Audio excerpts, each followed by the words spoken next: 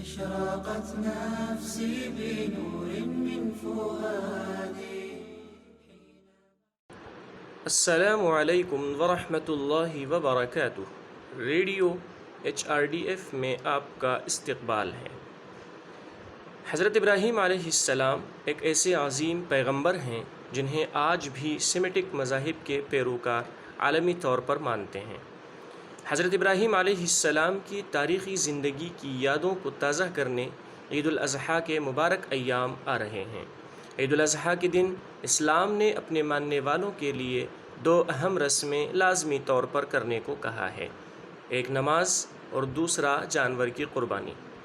قرآن کریم کی سب سے چھوٹی سورۃ الکوثر کی دوسری آیت کے نازل ہوتے ہی ہجرت کے دوسرے سال عید کی نماز اور جانوروں کی قربانی کا عمل شروع ہو گیا تھا. اللہ کا ارشاد ہے فَصَلِّ لِرَبِّكَ وَانْحَرْ، بس آپ اپنے رب کے لیے نماز پڑھا کریں اور قربانی دیا کریں. ہر مومن جو حضرت ابراہیم علیہ السلام کی سنت کی اتباع کرتا ہے، جو اللہ تعالیٰ کے حکم پر اپنے بیٹے اسماعیل کو قربان کرنے کے لیے تیار تھے، وہ مومن اللہ تعالیٰ کے سامنے سر تسلیم خم کرنے کے لیے تیار ہے.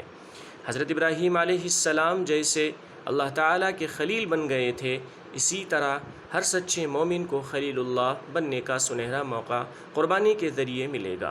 ایک شخص اپنی کمائی ہوئی رقم سے قربانی کے لیے ایک مناسب جانور خریدتا ہے اور اسے کچھ دن کھلاتا پلاتا ہے، پھر عید کے دن صبح کو عید کی نماز پڑھتا ہے.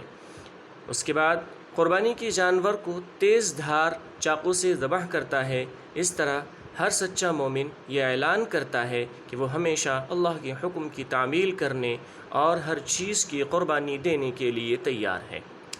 قربانی اس عمل کا نام ہے کہ نماز، موت اور زندگی سمیت دیگر اعمال خالق کائنات اللہ کے ساتھ مومن کے عہد کو پورا کرتا ہے. دولت، بچوں اور دیگر سہولیات سمیت ہر چیز میں دلچسپی اور محبت کو نظر انداز کر کے قربانی انسان کو اللہ کے احکامات کو ترجیح دینے کی طاقت دیتی ہے. رسول اللہ صلی اللہ علیہ وسلم نے ارشاد فرمایا، اللہ تعالیٰ کے نزدیک قربانی کے دن انسان کے اعمال میں سب سے زیادہ پسندیدہ عمل خون بہانا ہے. رسول اللہ صلی اللہ علیہ وسلم کہتے ہیں کہ بے شک وہ جانور قیامت کے دن اپنے سینگ، بال اور کھر کے ساتھ آئے گا، اور بے شک خون زمین پر گرنے سے پہلے ہی اللہ کی بارگاہ میں مقبول ہو جاتا ہے، تو اسے دل کی پاکیزگی اور بھلائی کے ساتھ کرو. اسلام سے پہلے دور جاہلیت میں بتوں کے نام پر قربانی دینے کا رواج تھا، لیکن اسلام نے ان تمام طریقوں سے منع کیا.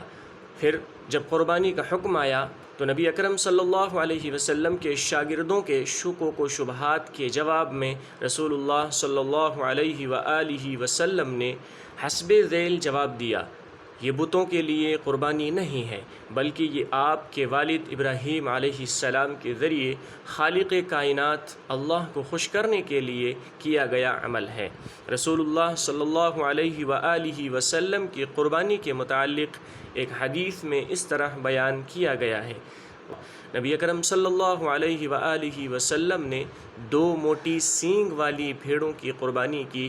بسم اللہ اور اللہ اکبر کہتے ہوئے اپنے ہاتھوں سے اسے ذبح کیا. بخاری. آئیے ہمیں بھی اللہ تعالیٰ نے جو نعمتیں عطا کی ہیں ان کا شکر ادا کرتے ہوئے نماز ادا کریں اور قربانی دیں. پاکیزگی اور خلوص نیت کے ساتھ قربانی کرنی چاہیے. اللہ تعالیٰ دکھاوے اور دنیاوی عزت کے خاطر کیے جانے والے کسی بھی عمل کو قبول نہیں کرے گا. یہ ہمیں نیکی سے زیادہ نقصان پہنچا سکتا ہے. اللہ تعالیٰ فرماتا ہے لَن يَنَالَ اللَّهَ لُحُومُهَا وَلَا دِمَاؤُهَا وَلَكِنْ يَنَالُهُ التَّقْوَى مِنْكُمْ. اللہ تعالیٰ کو قربانیوں کا گوشت نہیں پہنچتا، نہ ان کا خون، بلکہ اسے تو تمہارے دل کی پرہیزگاری پہنچتی ہے. کووڈ کی وجہ سے بہت سی غیر معمولی پریشانیاں آئی ہیں. ہم نیک کاموں میں بہت پیچھے چلے گئے ہیں، لیکن جان لو کہ اللہ ہی ہے جو ہمارے تمام مسائل حل کر سکتا ہے. ہم اللہ کی محبت حاصل کرنے کے لیے جو بھی کام کرنے کو تیار ہیں، یقیناً اللہ مدد فرمائے گا. اللہ تعالیٰ توفیق عطا فرمائے.